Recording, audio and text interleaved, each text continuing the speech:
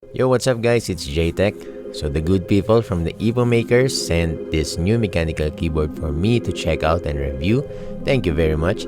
Rest assured that everything I'm going to say in this video are my own and not filtered. So let's get started.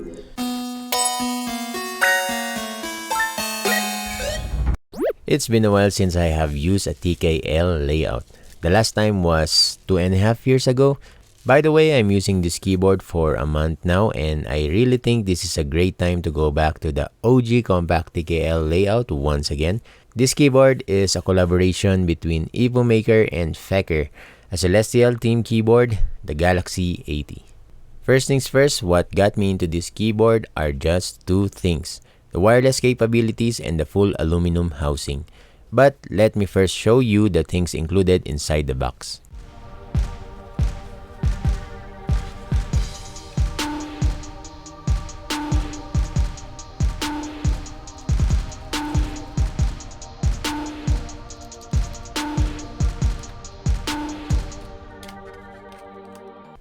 Alright, so this keyboard is already pre-built. There's no need to buy a set of switches and keycaps. Also, there is an option for a bare-bone version. I think this is good for those who just want a grab-and-go keyboard, or for those who does not like modding a mechanical keyboard. Speaking of mods, I am now going to test this right out of the box, so we can see if it's good enough for a stock mechanical keyboard.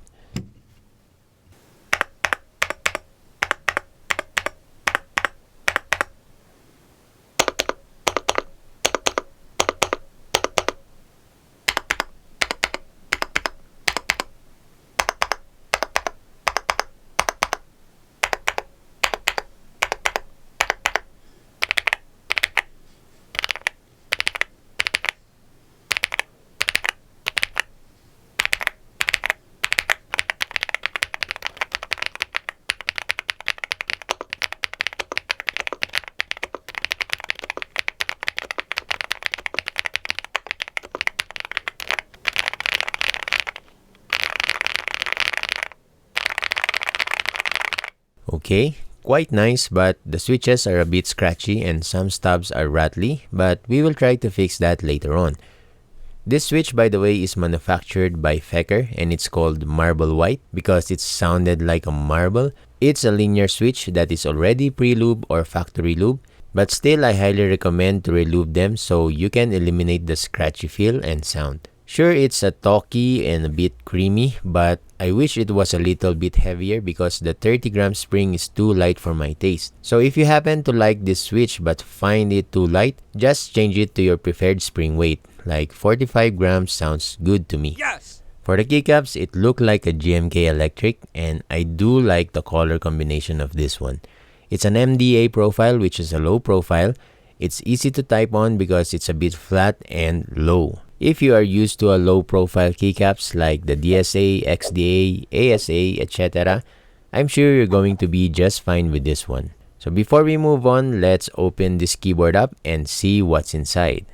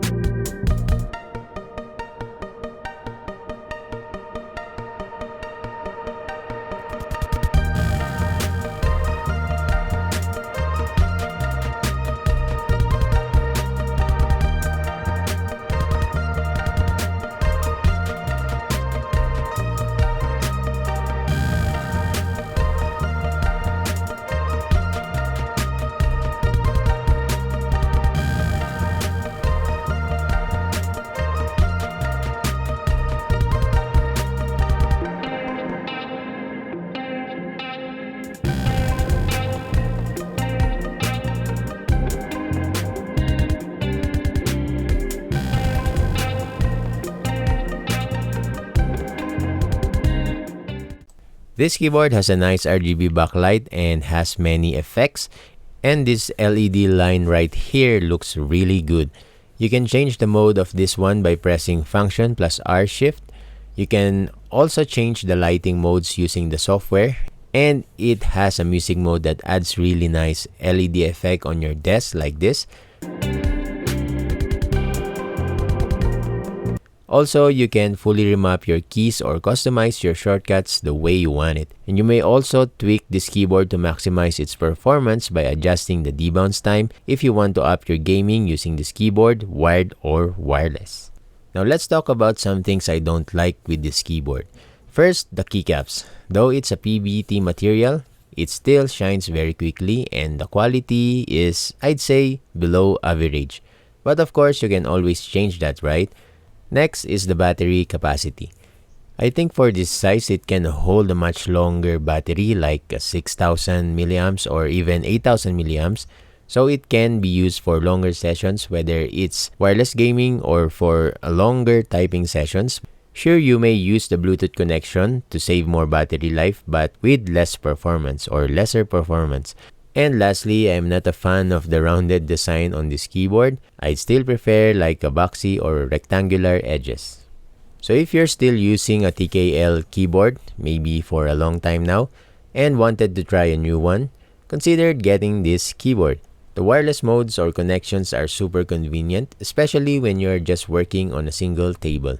So you can, remove the keyboard without the hassle of removing the cable, right? And there's a USB receiver storage right here, and it's nice to have this one so you won't lose the dongle easily. Perfect for those who are fond of traveling but can't live without their keyboards with them. Just get a good keyboard case, of course. For the price of $105, or here in the Philippines, it's 5,800. For this whole thing, it's an easy yes for me. But if you are already used to the size of a 75% layout and happy with it, then this might not be an upgrade for you unless you want a wireless maybe. So yeah, you can check out EPOMAKER's website in the description. There are tons of other keyboards out there to check on. Before I end this review, please enjoy the typing sound test with the different setup that I made. Don't forget to subscribe, and if you find this video helpful, hit the like button and leave a comment. I'll see you on the next. Have a good one. Goodbye for now.